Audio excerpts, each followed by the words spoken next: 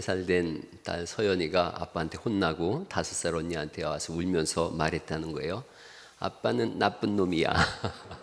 그 언니가 타이르면서 아니야 서연아, 아빠는 나쁜 놈이 아니야. 그러니까 그럼 한참 5살 딸이 생각하던 그러니까 좋은 놈이야. 그랬다 그래요.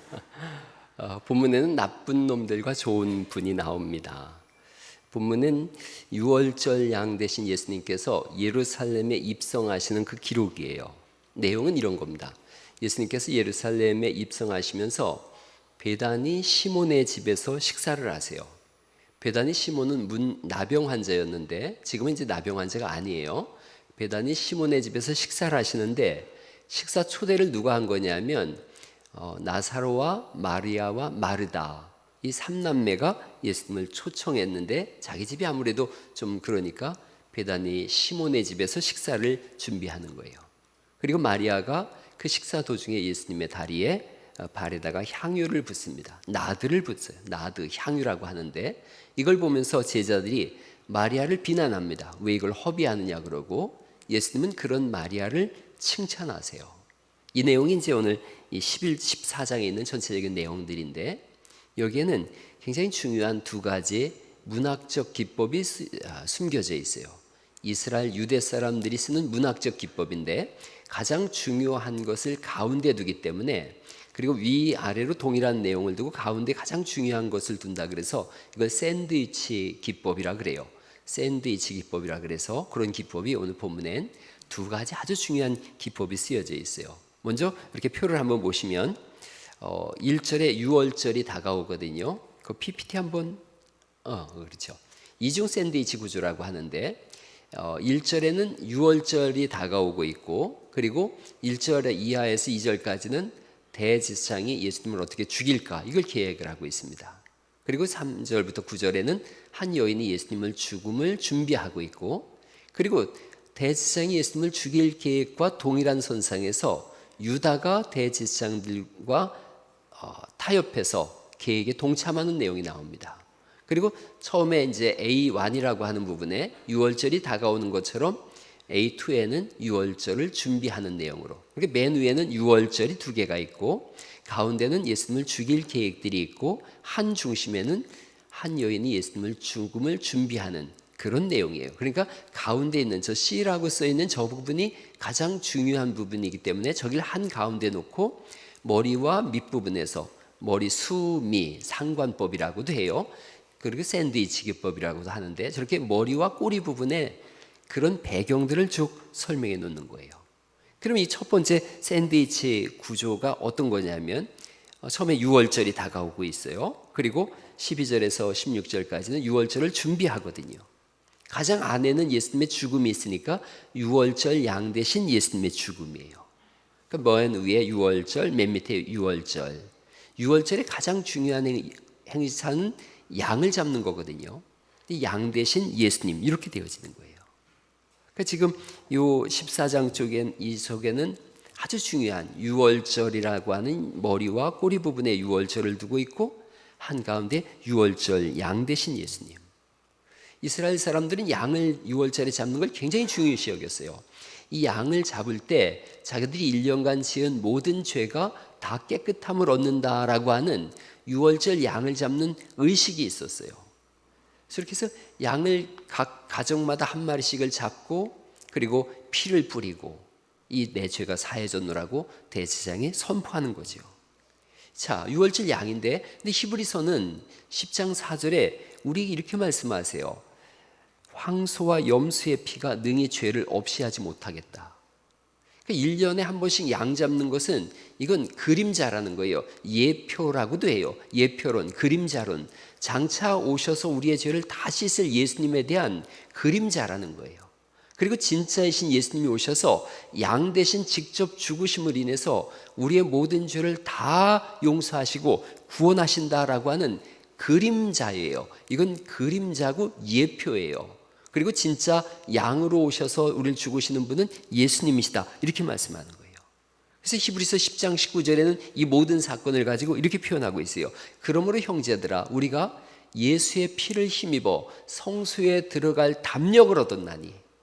그 대제사장만 들어가는 성소에, 구원받은 자만이 들어가는 성소에 들어갈 담력을 얻었나니 그 길은 우리를 위하여 휘장 가운데로 열어놓으신 새로운 살 길이요 휘장은 곧 그의 육체니라. 이렇게 말씀하심으로 인해서 양이 죽듯이 예수님이 십자가에 죽으심으로 몸을 찢으시고 그 피로 우리가 구원받았다라고 성경은 말씀하세요. 그러니까 예수님이 이 땅에 오신 목적이 분명해요. 마가복음 10장을 우리가 지난번에 읽었는데 10장 45절에 예수님이 오신 것은 자기 목숨을 많은 사람의 대속물로 주려 함이라. 대속물이라는 것은 다른 사람, 노예를 자기 돈 주고 사는 건데 예수님이 자기 몸을 주고 우리를 사셨다는 거예요. 그렇게 해서 우리가 구원을 받았다고 말씀하고 있고 그로 인하여 우리가 나음을 얻은 거예요. 이런 본문을 이사야서 53장 5절 6절에는 이렇게 써놨어요. 이걸 신약의 요한복음 3장 16절과 같은 말씀이라고 하는데 같이 한번 읽어볼까요? 이사야서 53장 5절 6절 말씀 시작. 그가 찔림은 우리의 허물을 인하며 그가 상함은 우리의 죄악을 인함이라. 그가 징계를 받음으로 우리가 평화를 누리고 그가 채찍에 맞음으로 우리가 나음을 입었도다. 우리는 다 양 같아서 그릇 행하여 각기 제 길로 갔거늘 여호와께서는 우리 무리의 죄악을 그에게 담당시키셨도다. 예수님이 찔린 건 우리의 허물 때문이에요.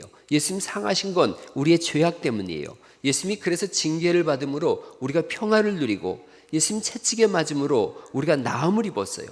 양 같아서 다 각기 제 갈 길로 갔거늘 하나님께서는 우리 모두의 죄악을 예수님에게 담당시키심으로 인하여 우리로 하여금 구원을 얻게 하셨고 그리고 그 유명한 요한복음 3장 16절이 이어서 나오는 거예요. 같이 한번 외워보죠. 시작. 하나님이 세상을 이처럼 사랑하사 독생자를 주셨으니 이는 저를 믿는 자마다 멸망치 않고 영생을 얻게 하려 하심이니라. 그렇게 우리가 구원이 확인되어지고 예수님 안에서 하나님 자녀가 된 줄 믿으시기 바랍니다. 그러니까 이제 하나님 자녀가 됐으니 하나님이 이끄시고 하나님이 인도해 주시는 거예요. 제가 이사야서 38장 17절에 이런 말씀이 있어요. 주께서 나의 영혼을 사랑하사 멸망의 구덩이에서 건지셨고 나의 모든 죄는 주의 등 뒤에 던지셨나이다 라고 말씀하세요. 하나님이 치료하시고 회복시키시고 새롭게 하시고 구원하셨다는 거죠. 마가복음 14장 3절에 나오는 베다니 나병 환자 시몬을 생각해 보세요. 나병은 옛날에 우리가 문둥병이라고도 하고 저도 어릴 때 동네 가면 그 창꽃 먹지 말라 그랬어요. 나병 환자가 거기 숨어 있다가 우리 잡아서 간을 빼먹으면 낫는다 그래가지고 그런 어렸을 때 무서운 얘기도 들었어요. 근데 이분들은 그런 건 아니에요. 그 당시에 그런 헛소문이었는데 어쨌든 손가락 발가락이 다 문드러지잖아요.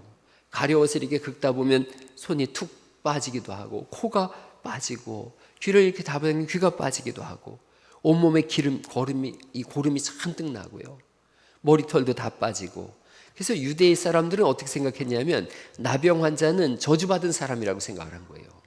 그래서 나병 환자는 사람들하고 같이 못 살았어요. 외딴 곳에 떨어져서 생활을 해야 됐고 사람들이 먹을 걸 던져주면 그걸 가지고 연명을 해야 됐어요. 먹을 게 없으면 죽었어요.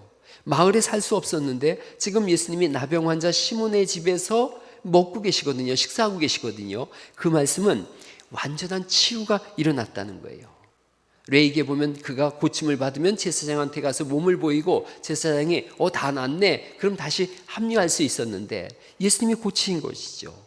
그의 집에서 식사하세요. 우리 예수님은 그런 분이세요. 아프고 병들고 외면받은 사람들, 배고픈 사람들 찾아가셔서 고치시고 그들과 함께 식사하시고 소망 없고 갈 곳 없는 사람들을 만나주셔서 하늘 소망을 전해주시는 분이 예수님이신 줄 믿으시기 바랍니다.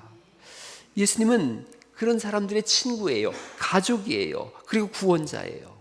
늘 예수님이 이렇게 말씀하세요. 내가 구원할게. 내가 함께 할게. 내가 살려줄게. 전부 예수님은 내가 뭘 해줄게. 이렇게 말씀하세요. 내가 복을 줄게.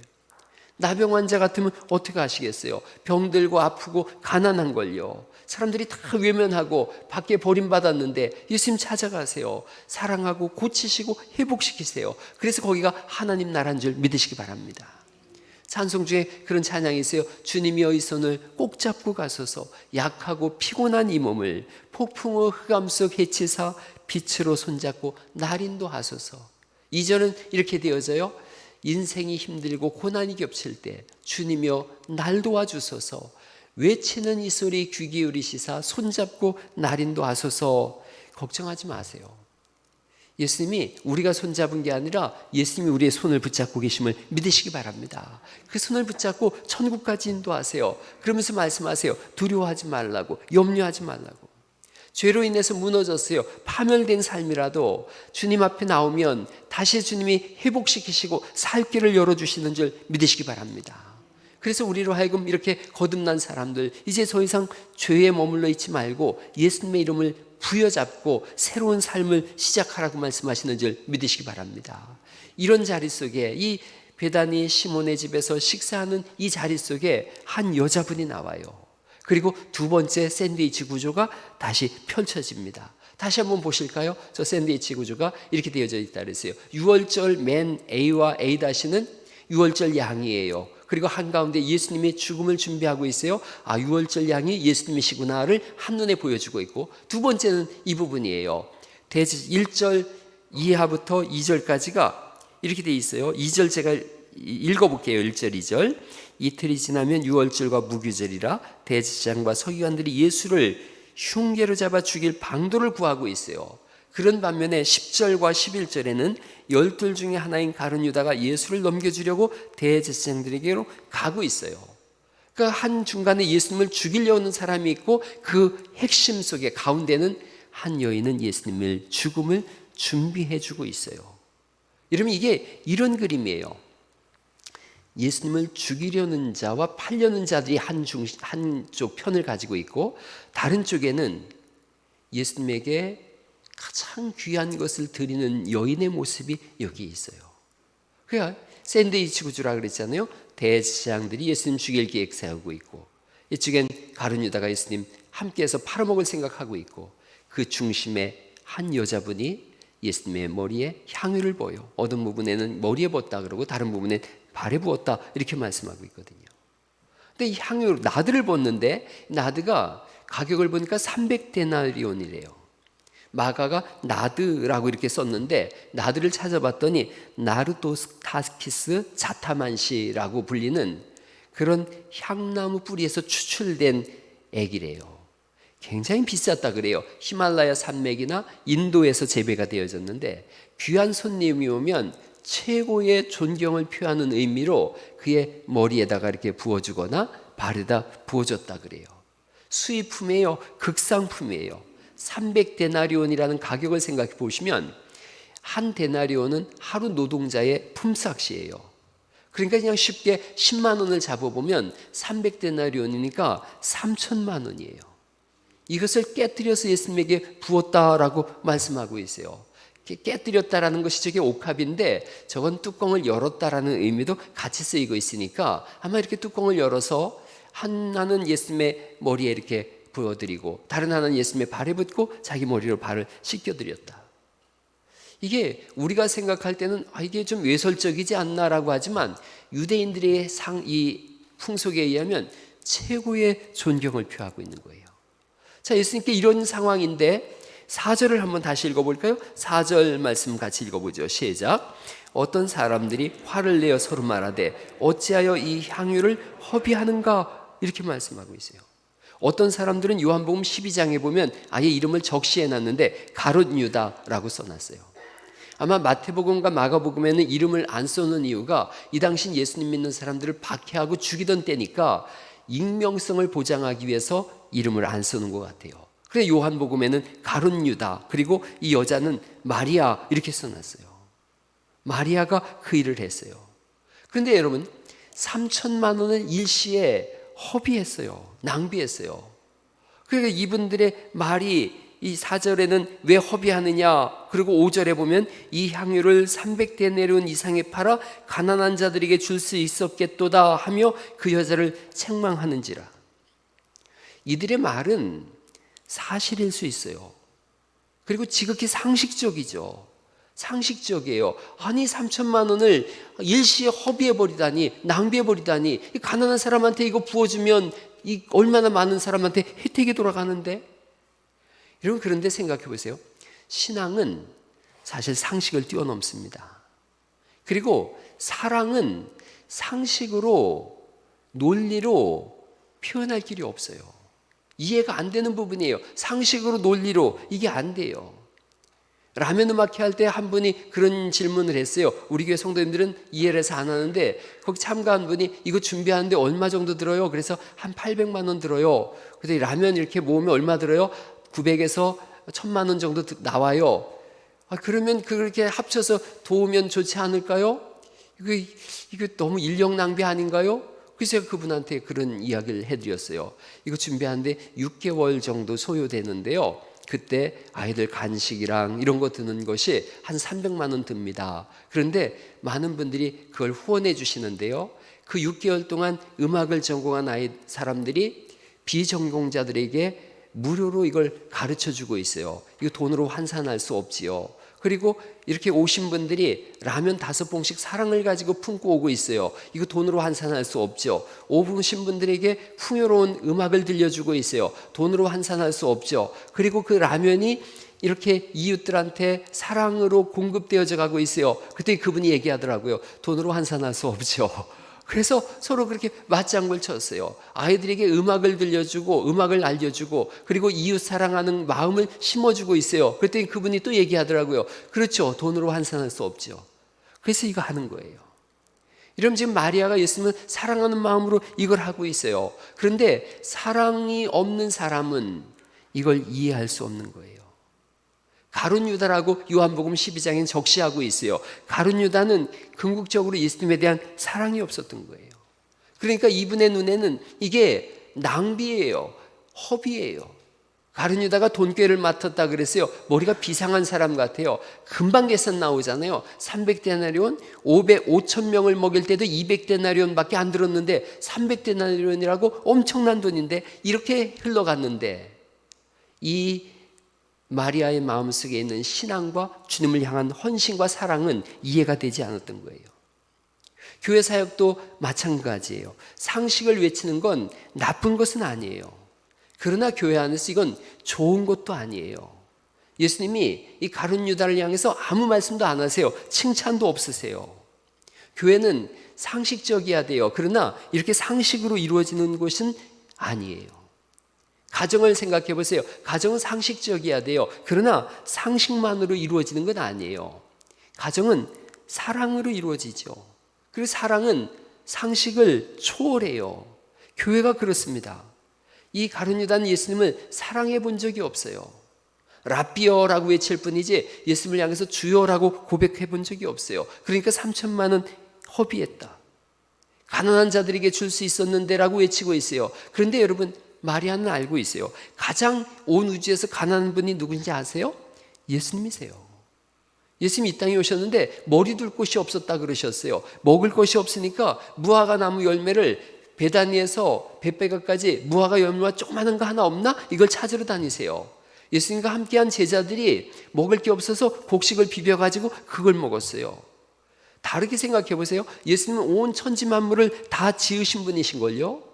모든 게 다 예수님 것이에요. 예수님 것 아닌 것이 한 개도 없어요. 그런데 가장 가난한 분이세요.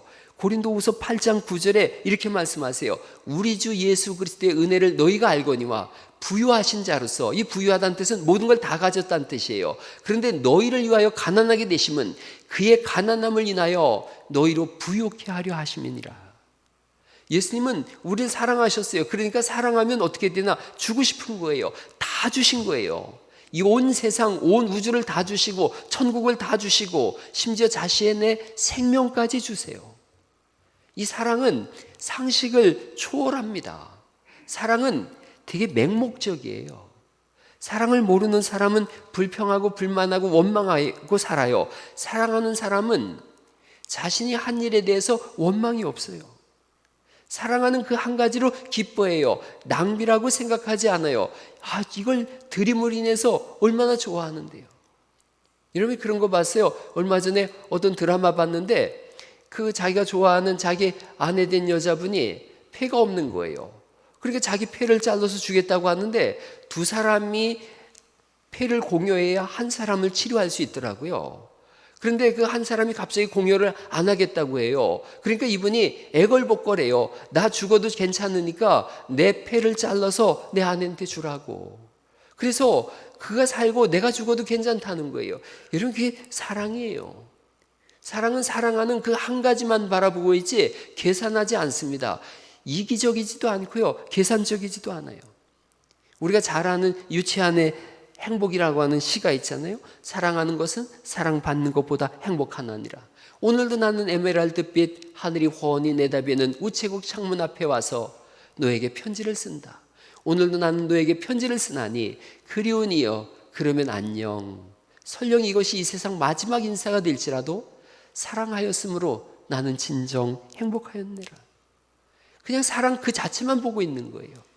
부모가 자녀를 향해서 이렇게 사랑하고 가르칠 때 그런 얘기 하나요? 너를 키우는 것은 내 노후 보장 보험이다. 이런 부분은 없어요. 이런 부분은 없어요. 저는 농담으로 우리 아이들한테 얘기해요. 노후 보장 보험이야 라고 얘기하지만 그놈들도 알아요. 이게 아빠의 본심이 아니라는 걸. 부모는 그런 걸요. 마리아는 이 가룟 유다의 비난과 책망에 대해서 한마디도 대꾸하지 않아요. 그냥 침묵하고 있어요.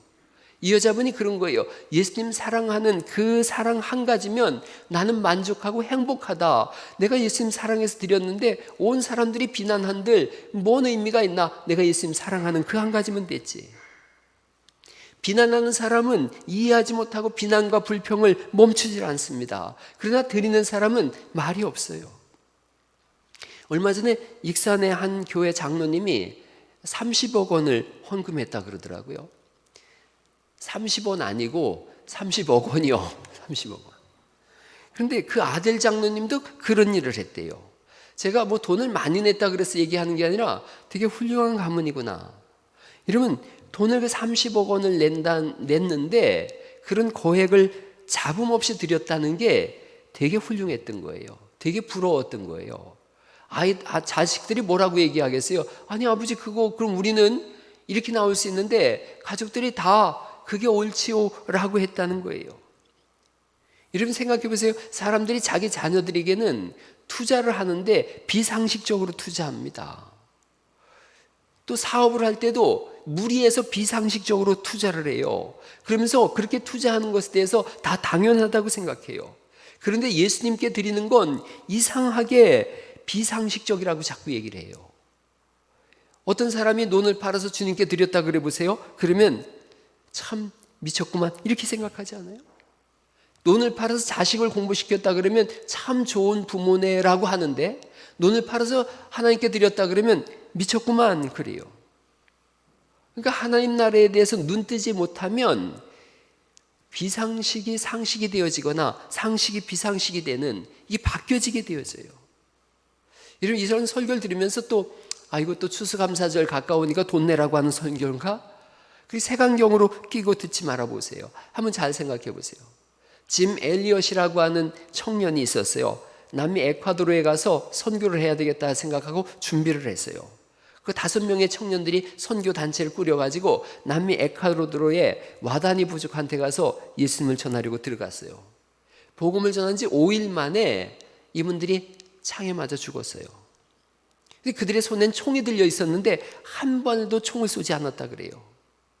그리고 순교할 때 짐 엘리엇이 그 와다나 부족한테 이렇게 말했다 그래요. 부아 비아 우는 부아. 부아 비아 우는 부아. 나는 당신의 진실한 친구입니다 라는 뜻이에요. 몇 사람한테 다시 한번 해보시겠어요? 나는 당신의 진실한 친구입니다. 예, 이 고백을 하고 죽었다 그래요.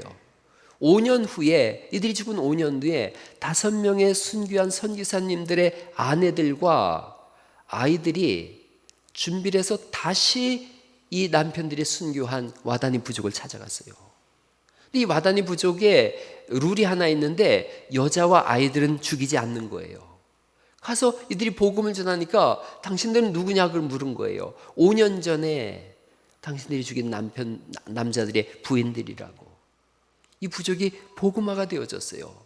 예수님을 믿자 한 분이 와서 죽여달라 그러더래요. 자기들의 법은 남을 죽인 사람은 똑같이 자기들을 죽이는 거라 그러더래요. 이분들이 잘 설명해 준 거예요. 예수님의 보배로운 피로 인하여. 부족이 이 가장 처음으로 복음화된 부족이에요. 와다나 부족이. 후에 이 엘리엇이 위튼 대학교에 다녔어요. 위튼 대학교 기숙사에서 짐 엘리엇의 일기장이 발견됐는데 거기 이렇게 써 있었다 그래요. 영원한 것을 얻기 위하여 영원하지 않은 것을 버리는 자는 결코 어리석은 자가 아니다. 영원한 것을 얻기 위해서 영원하지 않은 것을 버리는 사람 어리석은 자가 아니에요. 그러나 영원하지 않은 것을 위해서 영원한 것을 버린다면 그는 어리석은 사람들이에요. 오늘 이 여자분은 영원한 것을 위해서 영원하지 않은 것을 주님께 드릴 줄 아는 헌신과 사랑이 있었고 그리스도의 복음을 충분히 알고 있었던 거예요. 추수감사절에 한 분이 헌금하는데 계속 돈을 넣었다 뺐다 해서 아내가 물어봤대요. 그랬더니 이분이 이렇게 얘기하더래요. 10만 원은 너무 많고 5만 원은 너무 적고 7만 원은 속보이고 그래서 얼마를 넣어야 될지 모르겠다고. 근데 사랑은 계산하지 않아요. 제가 가만히 생각해 봤어요. 제 아내가 22살에 200만 원 들여서 교회 장의자를 해놨더라고요. 그때 저는 예수님 처음 믿었던 사람인데 예수님 아직 복음도 모르고 가룟 유다 같은 생각을 했어요. 200만 원이면 290년도에 200만 원이면 큰 돈인데 그걸 드리다니 이걸 가지고서 꼭 의자를 해놓을 필요가 있나? 그런 생각을 했었어요. 예수님을 믿었어요. 예수님 믿고 사랑에 빠져보니까 예수님 사랑에 빠져보니까 음악학원이 한 100명이 넘어서서 가장 잘 될 때 야 이대로 가다가는 돈에 눌려서 못 살겠구나. 다 팔아서 우리 예배당 세우자. 그래서 개척을 했어요. 아깝지가 않더라고요. 여러분 구경환 목사님이라고 여기 갈릴리에 신앙생활을 오래 하신 분들은 아실 거예요. 우리 국십사님 아들 구경환 목사님. 그분이 전주에 군산에서 교회의 부사역자로 전도사로 있을 때예요. 교회가 건축을 한다 그러니까 이분이 그냥 전도사인데 그 교회 전도사인데 전세 살던 전세금을 빼서 월세로 돌리고 그리고서 하나님 앞에 드렸다 그래요. 그래서 그분이 개척한다 그러자 제가 우리 교회 장로님들하고 상의했어요. 그분 교회에 우리가 후원하자고 지원하자고. 그래서 지금 몇 년째 하고 있어요. 예수님 사랑이 없으면 이해가 안 되는 거예요. 때로는 교회 일을 하려고 할 때 반대하는 사람들도 있어요. 그래서 왜 그걸 하려고 그러느냐 그러고 반대하려고 그래요. 근데 오늘부터 생각을 바꾸세요. 내가 참석을 못하면 시간이 안 나서 미안해요. 죄송해요. 그런데 기도하고 도울 일 있으면 제가 도울게요. 이렇게 해야지. 자기가 참석하지 못한다고 하지 맙시다. 이렇게 판 깨면 안 돼요. 왜냐하면 주의 일을 하려고 하는 사람은 그 마음속에 오로지 하나님을 향한 사랑과 헌신 그 한 가지만 보이거든요. 그런데 이거 계산하고 저거 생각하고 이러다 보면 아무것도 못해요. 여러분 그런 사람이 교회에 많잖아요. 그런 교회는 성장하지 못해요. 그런데 그냥 예수님 바라보고 때로는 무모한 것 같아요. 무모한 것 같은데 상식적이지 않은 것 같은데 주님 바라보고 진행하면 그럴 때 하나님이 하시는 일들이 있어요. 김제의 아내 친구 그 남편이 장로님인데 언젠가 한번 그런 말씀 드렸죠. 아주 큰 농사를 지세요. 대농인데 교회에 어떤 일이 있지 않습니까? 자기 집 일하고 겹치면 자기 집에는 사람을 산대요. 그 사람을 사서 자기 집 일을 시키고 자기는 교회 가서 일을 한대요. 비상식적인데 사랑은 이런 행동을 유발시켜요. 유다는 이런 사람을 이해를 못한 거예요. 그러니까 비난하고 비평하는 거예요. 예수님은 사랑하는 이 사랑을 예수님 만나지 못한 사람은 끝까지 이해를 못해요. 예수님은 이분에 대해서 칭찬도 하지 않으시고 책망도 안 하셨어요. 저도 동일하게 칭찬도 책망도 안 할 거예요. 그러나 돌이켜 봐야 돼요. 이분 돌이켜야 돼요. 유다는 돌이켜야 돼요. 돌이키지 않으면 유다는 최악의 징계를 받아요. 하나님의 책망도 마찬가지예요. 영원한 건걸요. 여러분 한번 하나님 이렇게 생각하신다면 어떻게 하시겠어요? 너는 내가 준 재능과 지혜와 능력과 직분과 물질로 뭐 했냐라고 물으시면 어떡할 거예요? 뭐 했냐? 썩어질 것을 위해서만 달려갔냐? 너 참 상식적이긴 한데 썩어질 세상 없어질 것을 위해서 네 모든 것을 다 쏟아붓느냐? 아니면 영원한 것을 위해서 뭘 해본 적이 있냐? 너는 교회를 세우는 일을 했느냐? 영혼 구원하는 일을 해본 적이 있느냐? 혹시나 내 배만 불리고 내 잘남만 주장하고 원망과 불평 속에서 허송세월한 건 아니냐? 여러분, 교회에서 불평하고 불만하는 사람들이 교회를 떠나면서 어떤 얘기를 하냐면 교회를 잘못 만났어요. 목사를 잘못 만났어요. 성도를 잘못 만났어요. 예수님은 아주 명징하게 말씀하세요. 문제는 바로 너다. 네가 문제인 걸 왜 모르느냐? 너만 모르냐? 오늘 혹시나 교회에서 하는 일들이 이거 상식적이 아닌데 라고 혹시나 믿음이 아닌 세상적 관점에서 보고 있다면 돌이켜야 돼요. 예수님이 오고 계신걸요. 유다는 교회에서 사탄 역할을 자처했어요. 끝까지 돌이키지 않았더니 결국 지옥에 떨어졌어요. 여러분, 다른 제자들은 다 돌이켰어요. 그러자 300단이라는 비교도 할 수 없는 생명까지 다 드렸어요. 원망하고 불평하고 비난하고 비평할 시간에 회개하고 돌이켜야 돼요. 주님 사랑하는 일에는 대꾸하지 말고 침묵하면서 예수님만 기뻐하세요. 그리고 혹시나 내 속에 자꾸 불평과 원망이 쏟아져 나와서 누구에게 불평과 원망을 하고 있다면 자신 속에 들어있는 가룟 유다를 보세요. 이걸 빼내지 않으면 결국은 나는 멸망할 거다, 무너질 거다, 이걸 아세요. 주님이 오늘 그 말씀을 하고 계신 거예요. 신앙으로 다시 돌이키셔야 돼요. 예수님 사랑으로 다시 돌이켜야만 살 수 있어요. 여러분의 신앙 점수를 제가 다음 주에는 이제 예배 점수라고 하는 표를 나눠드릴 거예요. 여러분, 예배 점수는 과연 몇 점이나 될까요? 이게 물론 점수로 환산할 수 있는 부분은 아니지만 한번 생각해 보는 거예요. 나의 예배 생활은 어떤가? 나의 신앙 생활은 어떤가? 내가 주님 나라를 위하여 뭘 하고 있나? 혹시 나는 주님 나라의 걸림돌이 되는 건 아닌가? 디딤돌인가 걸림돌인가? 예수님이 이렇게 말씀하세요. 바리새인들을 향해서 너희가 천국문 앞에 서서 너희도 들어가지 않고 남도 들어가지 못하게 그 문을 꽉 막고 있다. 혹시 우리 교회가 지난 수요일 날 우리 부목사가 아주 명쾌한 설교를 했는데 혹시 교회가 부흥되고 성장하는 일에 내가 걸림돌이 되는 건 아닌가? 그렇다면 돌이키세요. 디딤돌이 되어주세요. 헌신하시고 충성하세요.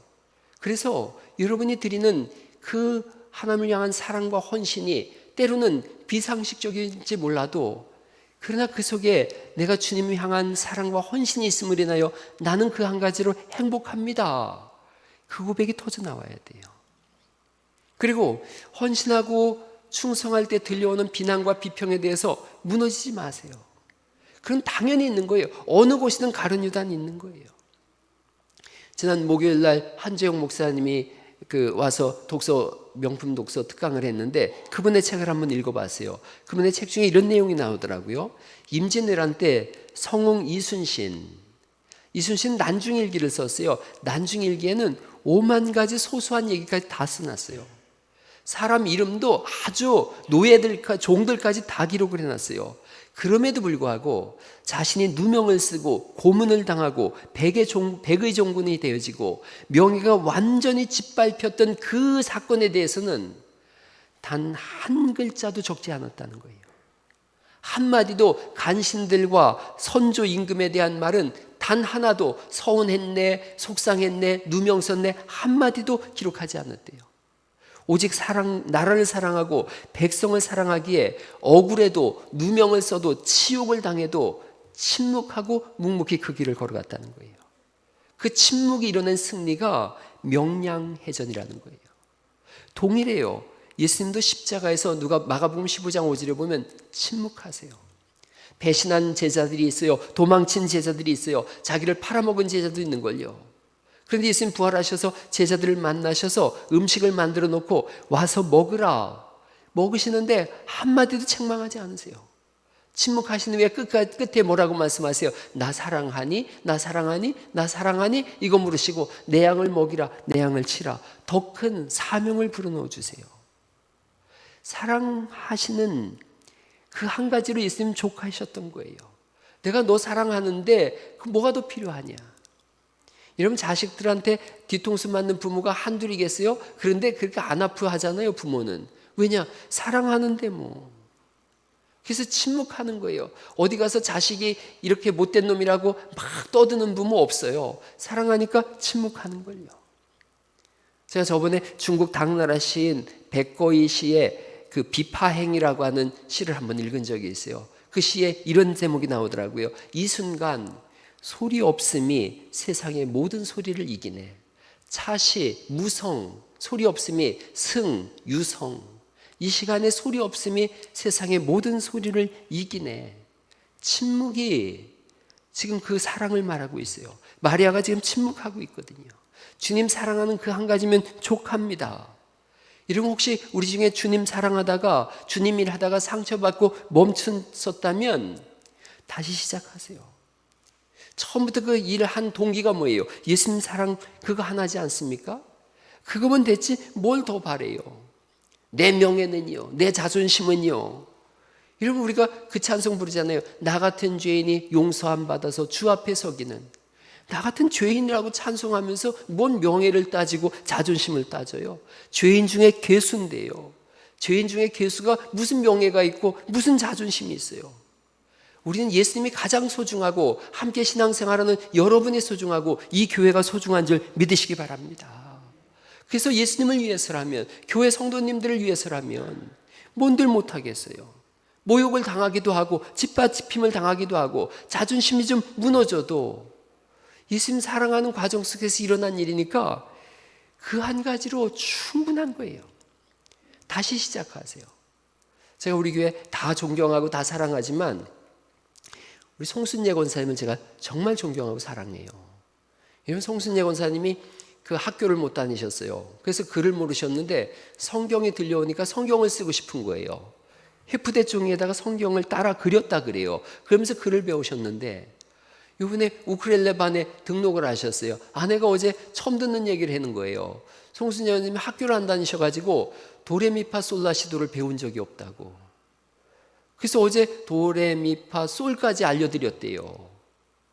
그리고서 다음 주에 다시 이제 도레미파솔 이렇게 알려진다 그래요.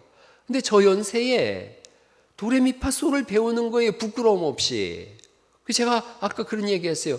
난 권사님 용기와 배우려고 하는 그 노력이 정말 존경스럽습니다. 뭔가 다시 시작하고 있거든요. 여러분 주님 위한 사랑도 다시 시작하세요. 홍성란 시인의 시 다시 사랑이라는 그런 시가 있는데요. 사랑이 시작되는 걸 두려워하지 않으리. 다시 외로워지는 걸 두려워하지 않으리. 외딴 섬 지독한 고독만이 어둠 속에 비치어도 밀어닥치던 사랑이 나를 축복하고 떠나도 하얀 낙화 천천히 배경으로 물러나도 사랑이 시작되는 걸 두려워하지 않으리. 주님 사랑하는 거, 성도 사랑하는 거, 교회 사랑하는 거, 그리고 자기 자신 사랑하는 거 두려워하지 말고 다시 시작하세요. 여러분 다시 사랑을 시작하면 다 박수 칠 거예요. 다 훌륭하다고 할 거예요. 다시 시작하는 사람은 누구든지 훌륭한 사람인 거예요. 우리 송순예 권사님 도레미파솔라시도 모른다고 누가 무시하겠어요? 다시 시작하신다고요? 존경합니다. 정말 훌륭하십니다. 라는 것처럼 여러분이 교회를 위해서 또 여러분의 삶을 위해서 다시 사랑을 시작하고 다시 소망을 품으면 다 박수치고 저도 가서 존경한다고 할 거예요. 마리아는 헌신하고 비난받지만 기뻐하고 있어요.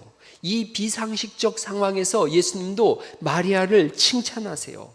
자기를 위하여 좋은 일을 했다라고 말씀하세요. 이 좋은 일이라는 건 값비싼 아름다운 그리고 탁월한 이런 뜻이에요.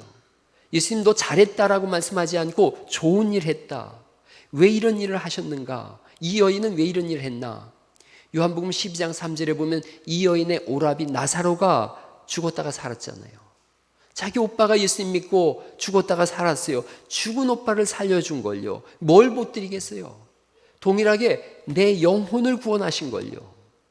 뭔들 아깝겠어요? 뭘 드린들 아쉽겠어요? 그래서 이 여인의 이 마음을 아는 거예요. 나도 구원하셨고 내 오빠도 살리신 예수님. 좋은 일을 했다. 아름다운 일을 했다. 그리고 이 여인이 하는 일을 설교할 때마다 꼭 전하라고 하니까 오늘 이 말씀 전하는 거예요. 예수님이 이렇게 말씀하세요. 힘을 다해서 내 장례를 준비했다. 이 여인이 진실한 사랑을 주님께 드렸고 예수님은 그 마음을 받으셨고 그리고 즐거워하고 감동이 있고 오늘날까지 이 여인의 행한 일이 이렇게 회자되고 있어요.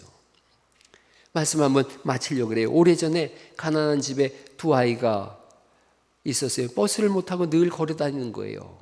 사람들이 수군거리죠. 얼마나 가난하길래 아버지가 아버지 노릇을 못 하는구만. 사람들이 수군거리고 그랬어요. 근데 사실은 달랐어요. 아버지가 막노동을 하는데 아이들 공부시키느라고 한 번도 구두를 못 신고 다 떨어진 운동화를 다 떨어져서 낡은 날개탈 때까지 신고 다니는 거예요. 아버지로서는 최선을 다한 거예요. 아이들이 보니까 아버지가 늘 다 떨어진 운동화 늘 신고 다니세요. 중학교 3학년 딸과 중학교 1학년 아들이 결심하는 거예요. 우리 아빠에게 구두 하나 선물하자. 그리고 버스비를 아끼려고 걸어 다니는 거예요, 학급길을. 아버지께 선물을 하고자 걸어 다니는 그 길이 이 두 아이한테는 힘든 게 아닌 거예요. 매일 기뻤던 거예요. 결국 2만 원을 모아서 구두를 샀어요. 그리고 구두를 주면서 그 딸이 아버지에게 편지를 쓰는 거예요. 아버지는 막노동을 하십니다. 늘 낡은 운동화를 신고 다니십니다. 그러나 한 번도 아버지가 자랑스럽지 않은 때가 없었습니다. 아버지가 우리를 사랑하시기 때문입니다. 우리도 아버지를 사랑합니다. 이런 오늘 본문이 그 내용이에요. 주님이 우리를 위하여 처참하게 십자가에 죽으셨는데 우리는 예수님을 부끄러워하지 않아요.